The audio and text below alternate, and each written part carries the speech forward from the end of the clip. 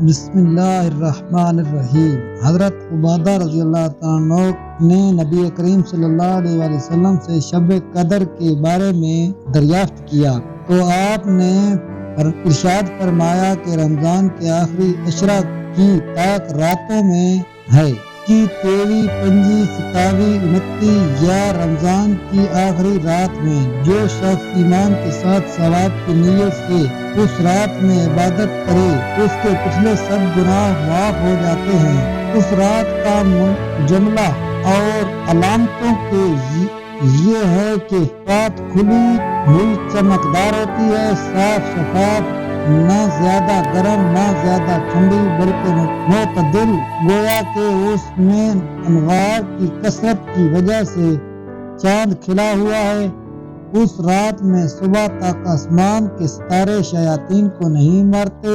نیز اس کی علامات میں سے یہ بھی ہے کہ اس کے بعد کی صبح کو آفتاب بغیر شعاع کے طلوع ہوتا ہے، ایسا بالکل ہموار ٹکیا کی طرح ہوتا ہے جیسا کہ 14ویں رات کا چاند۔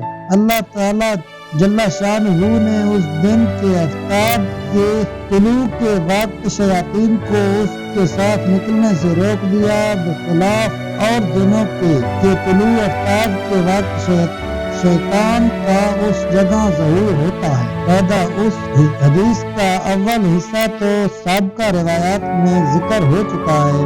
آخر میں شب قدر کی چند علامات ذکر کی ہیں جن کا مطلب صاف ہے کہ کسی توضیح کا محتاج نہیں۔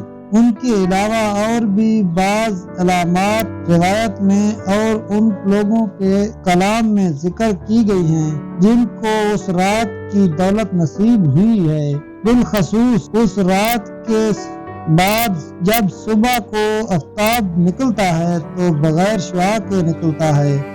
یہ علامات بہت سی روایات اور حدیث میں وارد ہوئی ہیں اور ہمیشہ پائی جاتی ہیں۔ اس کے علاوہ اور علامتیں لازمی اور لاابدی نہیں ہیں۔ عبیدہ بن ابی لبابہ کہتے ہیں کہ میں نے رمضان المبارک کی 27 رات کو سمندر کا پانی چکھا تو بالکل میٹھا تھا۔ ایوب بن خالد کہتے ہیں کہ مجھے نہانے کی ضرورت ہو گئی، میں نے سمندر کے پانی سے غسل کیا تو بالکل میٹھا تھا، اور یہ 23 شب کا قصہ ہے۔